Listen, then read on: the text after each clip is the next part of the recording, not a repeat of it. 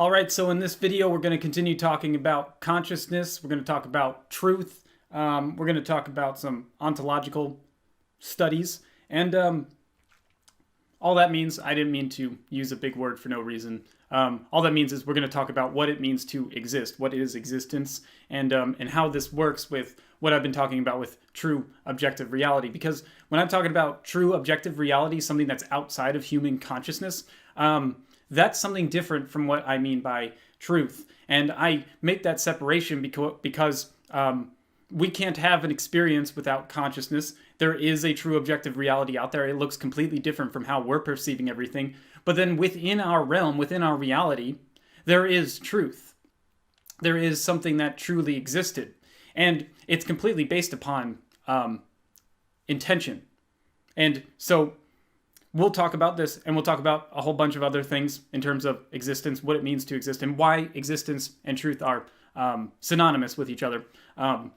Coming up, I just want to start by talking about some guys that I've been studying for a long time, all the great philosophers and thinkers of the ages, and then watch as Nietzsche, one of the newer guys on the block that I've been studying, in Beyond Good and Evil, he just wrecks the idea of truth very quickly and very systematically, just in the first few lines of Beyond Good and Evil. And so I'm going to start by reading that, and then we're going to move on from there by talking about truth and all that stuff. So this is from Beyond Good and Evil, and this is Nietzsche, who says, "Supposing that truth is a woman, what then? Is there not ground for suspecting that all philosophers, insofar as they have been dogmatists, have failed to understand women, that the terrible seriousness and clumsy importunity with which they have usually paid their addresses to truth have been unskilled and unseemly methods for winning a woman? Certainly she has never allowed herself to be won, and at present every kind of dogma stands with sad and discouraged mien, if indeed it stands at all.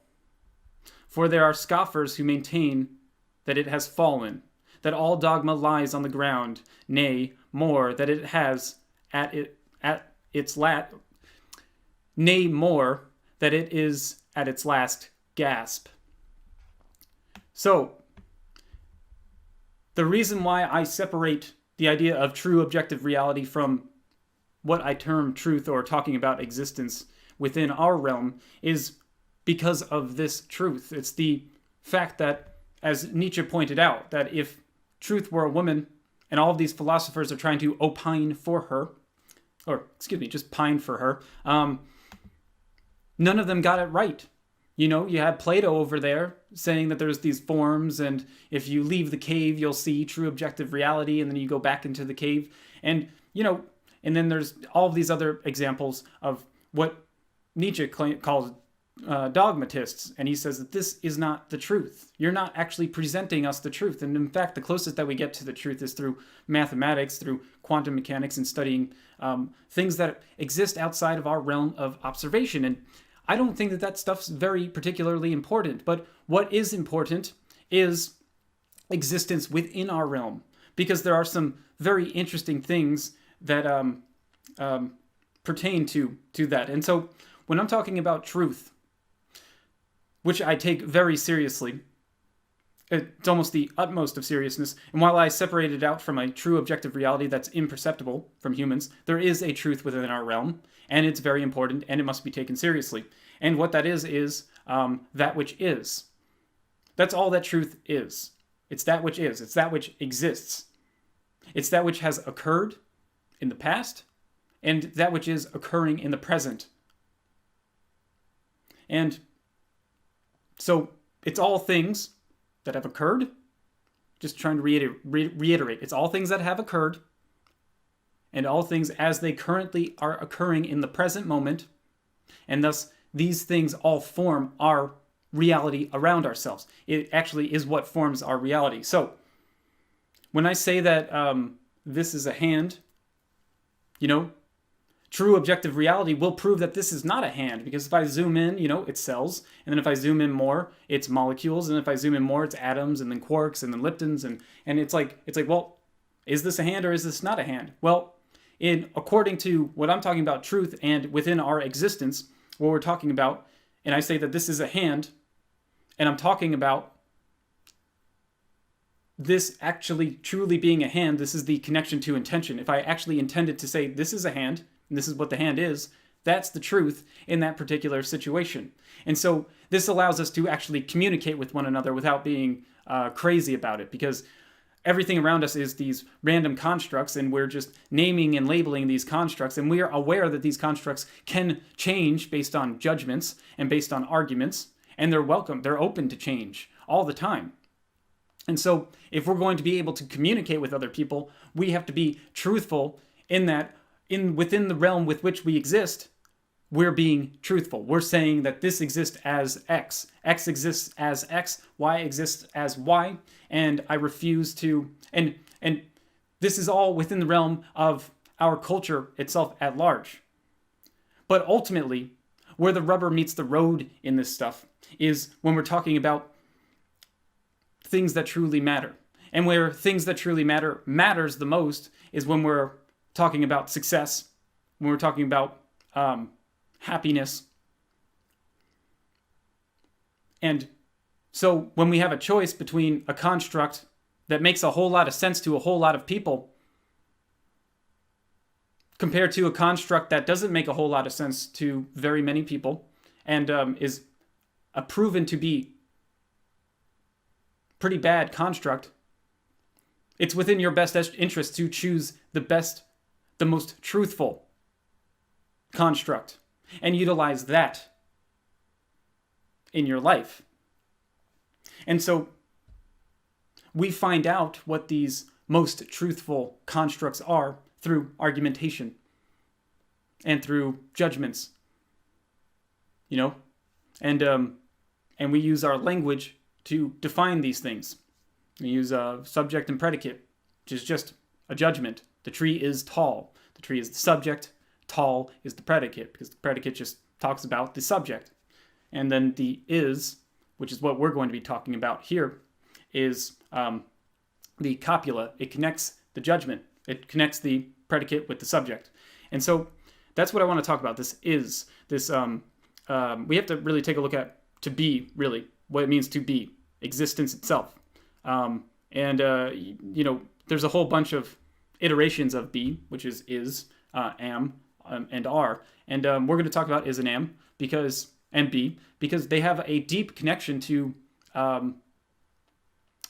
religion and myth, and they really stood the test of time. And there's some very interesting, unique things about is, am, and be, and are, these existence words, okay? And, we can add, even in mathematics, the equal sign, which literally just means is. So 2 plus 2 equals 4, because adding two 2's together literally is 4. So, this term really has fascinated people. This term to be, or just be, has fascinated people for thousands of years. And it's partially because be, in all of its iterations, is a verb, meaning it's a term that describes action. At the end of the day, whenever I'm talking about any of this stuff, you have to understand all that I'm talking about is action, taking action in the real world. That's all that matters. I don't care about your great thoughts and ideas and your feelings. Take action. Show me your feelings through action. Speak your feelings. Let me feel them with your words. That's action. So, anyway, this idea of action and verb and existence suggests a connection between action and existence, because to be is a verb that's defined as existence itself, or to exist, which is also the definition for truth. And so let's look into these words the way that I look into words. And you look at be and you're like, well, that's only 2 letters. Like, how could that have a deep meaning? It's like, well, we'll get into it. And then same with is and am. And I'll show you some pretty interesting things about these words. So be is a verb that means to exist, and truth is a noun that means that which exists. They're denoting the same thing, a state of existence in the present moment and in the past that's subject to change in the future. as the universe is defined by change. So I told you, like, truth only really exists within the realm of the present and the past. The future is open to change, and it will change. And you have to be aware of that. One day something is a table, the next day it's thrown out and now it's a piece of garbage. And then the next day it gets recycled and turned into some other thing, some recycled thing. And this is change. This is what occurs. The table doesn't just become the table and then just is the table for the rest of its existence. Okay? It's just silly. And that's with everything. You're a human now, and then you die, and you don't have a human body anymore. So it changes. Anyway, so let's get into the actual word. So let's look at the Proto-Indo-European root for be, which is B-H-E-U-E, beoe, also beu. And the root meaning is to be, which is to exist, grow, and change, because existence is defined by change or growth. Okay, and then to be plays a major role in many major religions because or major religious traditions because of its significant association to the truth, existence, and non-existence. So let's take a look at how the be relates to the three aspects of consciousness, and in doing so, we'll be able to see their deification. So first of all, when we're talking about mysticism and religions of the East, and Buddhism and Hinduism, a lot of gurus, when you talk to them, they say, when you're meditating, it's like, what do you do when you're meditating? It's like, well, they say just be. That literally just means just exist. Don't think, don't emote, don't do anything, don't move, just sit there and be, just exist. And so you see, first, already we have a deep connection to some religions that have proven to be successful in doing what they want to do. But there's even more deeper stuff when it comes to the word is that we can talk about as well. So the word is the third person singular present of be. And so be and is both mean to exist. He is funny. He exists as being funny in that moment. In the next moment, he could exist as being annoying if the joke goes too far. Anyway, is actually has a very long history of existence, and as you can see, you can't write out the word exist without writing is or is, and then ist is just the German form of is anyway, and then x as a prefix means from or out of, and so from or out of is what the word exist means, and so when you put them together, exist literally defines itself as made from or out of is. This is the circle of life. Existence creates existence. It's it's a very cool word when you think about it. More interestingly, I think, is also where we get our dollar sign from. And the dollar sign represents money because is a verb. Money only exists in the physical world, and therefore taking real world action, which is a verb, is a requirement to obtaining money. You can't obtain any money without taking action. You can't be financially successful without taking action in the real world. And ultimately, where the dollar sign came from, because the dollar sign isn't technically just one line, it's supposed to be two lines, and those two lines are supposed to be two I's, and there's two S's there as well. So the dollar sign actually originates from the Egyptian goddess Isis, or is, which is literally Isis's name. So is or Isis is the wife of Osiris, and with their son Horus, they make up the Egyptian trinity that we talked about in the previous video. Isis embodies the divine feminine and represents emotion because we need emotion to take action because existence needs action. Existence is action, and if emotion exists only to get us in motion, then emotion is one of the progenitors of existence because existence requires motion or action as existence is a verb. And I know a lot of people, they want to reject that idea that the dollar sign comes from Isis and Egypt and all of this stuff. I think those who reject that idea should really relook at the founding of the United States and realize the deep symbolic connections to not just Greece or Rome, the Roman Republic, but to Egypt itself, and also understand where the colors red, white, and blue come from, because they don't come from Britain. Britain got those colors, and so did France. And a number of other countries, including Russia, got those colors from Egypt. And we will talk about that in a later video. I didn't want to get distracted here. I want to talk about am now. So first person singular present of be is what am is. And you hear this a lot in the New Age, I am that I am. It comes from religion. I am that which I am. And God said unto Moses, I am that I am. And he said, thus shalt thou say unto the children of Israel, I am hath sent me unto you. Exodus 3:14. So this Judeo-Christian God defined itself as existence itself and embodies the divine masculine in the Christian Trinity as the Father in the Father, Son, Holy Spirit Trinity in Judeo-Christian tradition. So the idea that these ideas of existence and understanding existence and deifying and mystifying these ideas, it's actually very common. And we see this crop up in multiple places. And these tend to be the most successful religions. And so I only say successful in terms of longest lasting. They haven't been completely eradicated. There's been thousands of religions that you don't hear about or study very much that lost the war, which is essentially what history has shown us. It's just a clash of cultures. Whichever culture has the most successful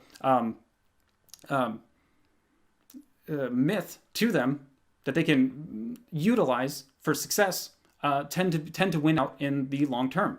And we'll talk about this a lot in later videos, but you see this all the time where people try to remove the symbols of other people who they don't agree with. They try to take their symbols away because they know that these symbols have deep meaning, deep purpose in actually creating an understanding and a morality within the culture.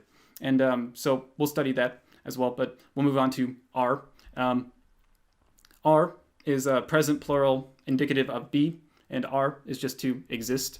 So it's just the same as everything else. You are funny, you exist as being funny. And R technically comes from Ra, which is another Egyptian god, but the word is actually quite new, comes from the 17th century. So I just felt like talking about it because people, I've had people ask me why pirates say B as opposed to R, and it's because the word R didn't exist just yet. So they say like, ye be walking the plank when you watch pirate movies and stuff. But anyway, the point is that am, are, is, and be, these words just represent to exist. They represent the truth. And they represent the essence of these terms and how the essence of these terms are deeply rooted in the religions of the past and plays in a major role in the mathematics in the future because of the equal sign being quite important. So note, from the perspective of the person, the only difference between are, is, am, and be is our perspective. So from my perspective, you are funny. And from your perspective, this is me being you, you are funny. Everything's the same thing. We're all just in different perspectives. And you're in your perspective and I'm in my perspective. And so that's just our language shifting based on which perspective we're talking about. So likewise, if I'm talking about a bunch of people, they are funny. Would be the proper connotation. So, in closing, we can talk about your intrinsic connection to the truth, to these true ideas, your connection to the intention, and in doing so, you can just ask yourself, what are you? And ultimately, if you ask yourself that deeply enough, you realize that you are not your job, you are not where you came from. You're not your high school or college that you graduated from. You're not any of your greatest victories or worst failures. All of those are just conscious experiences that we have and then we layer upon ourselves. When you really ask yourself who you are no thing, really. Because people, once they think about themselves in terms of who am I, they always associate them with their experiences. And then when that fails, they associate it with that little funny voice inside of our heads that, I'm constantly battling against for your attention. I want you to understand that voice is just a silly illusion, It doesn't actually exist either. when you really start focusing in on the you within you, you should be wondering what actually is giving the attention. What's the thing that's giving the attention to the voice inside your head? What's the thing giving the attention to the outside world? What's the thing giving the attention to this video, to me talking? What's that thing? And then, well, that's technically what is. So when a guru person tells you to meditate and just be, he wants you to get into touch with that isness, that you in there that's giving the attention and awareness to everything else. Because that's ultimately what consciousness is. That's the truth. And ultimately, that existence is no thing. It shows us that existence and non-existence, the principal polarity, these are two of the exact same thing. They need each other to exist. You create all of this existence out of no thing because you are no thing, and that's where truth comes from. And so we get a say in determining what truth is. So does our culture and what is commonly accepted. And ultimately, what is most successful within our reality. And that's what the truth is. That's what we should best associate ourselves with, because it'll give us the best arguments, the strongest arguments. It'll make us most persuasive. It makes us most effective in our reality when we associate ourselves with truth and reject falsity and lies and untruths. And so we'll talk about all of that in later videos, because we just went deep, okay? It doesn't get much deeper than that. So, and I brought a whole lot of other of things together. I talked about myth and religion and grammar, for goodness sakes, and verbs and existence and truth. And I get it, There's a reason why I had to start with these videos, because this stuff gets intense and deep very quickly. And for no other reason than for the fact that it's interesting. And you can look at anything, even a blade of grass, and see the deepness and the infinite wonder of just a blade of grass. So guess what happens when we start trying to focus on the human condition and human consciousness? Because how deep that is. Well, it's endless. And it always leads to nothing. So this is a fun journey, and I hope to continue it with you. I think I'm done for today. I think I did 5 videos today. So I'm going on a trip, leaving today, and I'll be in the Asheville Mountains near Jellystone Park for the next few days. I'll probably do some videos in the mountains for no reason, just for fun. And so if you have any questions, comments, or concerns, or just want to call me crazy because this stuff is intense when you first hear about it, that's what the comments section's for. And then likewise, if you found any of this stuff interesting enough to share to other people, then please share to other people. And as for me and you, have a great rest of your day. I am out.